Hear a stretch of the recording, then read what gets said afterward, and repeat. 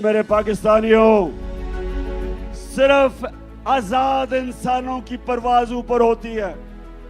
میں وہ پاکستانی ہوں، اللہ نے میرے سے بہتر ٹیلنٹڈ کھلاڑی تھے کرکٹ میں، میرے سے زیادہ پیسے والے لوگ تھے جو میرے سے زیادہ ہسپتال بنا سکتے تھے۔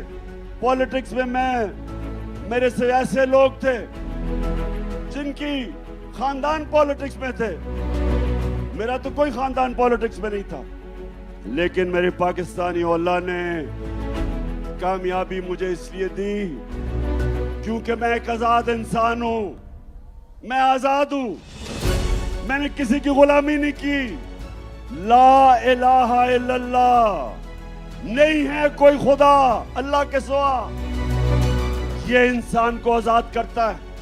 اور میرے پاکستانیوں، خاص طور پہ میں اپنے نوجوانوں کو یہ بتانا چاہتا ہوں کہ صرف آزاد ذہن، آزاد انسان، آزاد ملک، صرف ان کی پرواز اوپر ہوتی ہے۔